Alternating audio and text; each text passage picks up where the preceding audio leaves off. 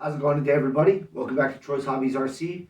Today on the channel, we are continuing our rules and updates for the 2026 Colorado RC Monster Truck Challenge. Today, we're going to be covering the Sport class. This is our middle tier as far as our solid axle monster trucks. And we're going to cover kind of some of the specifications and rules of the class and talk about some of the details. So let's go ahead and get into the video.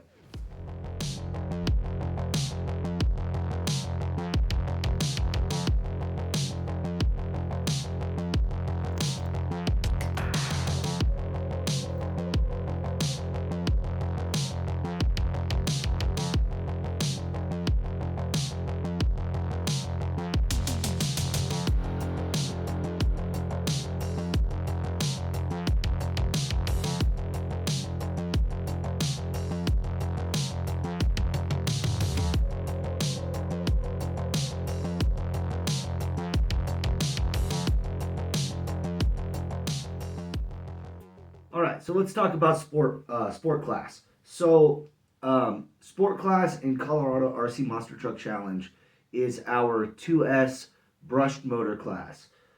It's similar to what you would find in Sport Mod in other clubs around the country, but ours is slightly different, and we'll go ahead and explain some of that. First and foremost, you're allowed to use any body and tire that you want, any chassis that you want. These two trucks are, two separate, completely different trucks in a way. This is Captain's Curse. This is Doom. Captain's Curse runs this highly modified Remo Hobby chassis that I've custom made and retrofit to make work. Sway bars. It has LMT axles. And this is what makes our class different here, is we let you run a range of motors. I happen to spec mine for Sport Mod in other clubs. So I run 17-turn brushed motors in my trucks. So I have a dual motor mount into an SMT10 transmission. It's a dual motor mount into an SMT transmission. And then I have some modified drive shafts that run into LMT axles. And that's kind of the setup. Then I have some sway bars and some different shocks. But it's 2S powered only in our classes, brushed motors, and in our club you can run anywhere from a 12 turn to a 21 turn in this class. So you have a range of motors you can run. I spec mine to run at other clubs throughout the country so that it fits right in the middle of our rule set, and it's perfectly fine that way. But that's a look at this truck.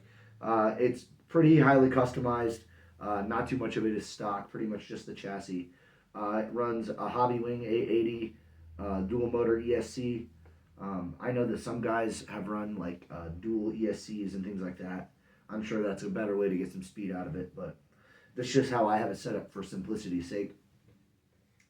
So let's go ahead and move on over to this other truck here, Doom, and we'll talk about it, and we'll talk about some of the other rules. All right, let's talk about the Doom truck and kind of some of the differences and similarities between my two sport mods. Again, there's a lot of different ways that guys build these trucks. A lot of guys use just like a standard SMT10 platform and build off that with the AR60 axles. I've seen axial ground pounders. If you have an old retro racing clod, like a Clodzilla, Clodaliver, Sick and Me chassis, a Sassy chassis, any kind of like racing clod from the 90s or early 2000s, those can be easily retrofit to fit right into our sport class without a ton of modifications to those trucks.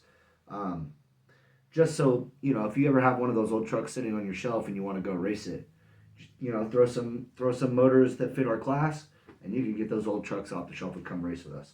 So let's talk about Doom here. This is my tribute to one of my favorite video games from the 90s. So we have the Doom body. This is just your standard axial SMT10 with a few modifications done to it. Again, here you can see it has the Losi LMT axle housings, an okay servo in it, pretty decent servo. J Concepts wheels and tires. I actually run Traxxas Stampede shocks on it with spacers and offsets to make it sit properly and correctly and get the right actuation. My own custom sway bars that I did, they're kind of hacky, but they work really really well actually to keep the truck really nice and stable and flat. Um, but again, it has the dual motor 17 turn motors. I run Holmes Hobbies motors in this one. Um, it's got the Retro Sport 17 turns in this one. Again, with the Hobby Wing 880 ESC. Really, really basic setups with these trucks. You just want it to be able to run a dual motor. And that's really it. I mean, a lot of guys run a single motor just to keep the cost down. But if you really, really want to be competitive in our class, the dual motor is really the way to go. So let's go ahead and wrap up the video. That was just kind of an overview and a quick talk about our sport class.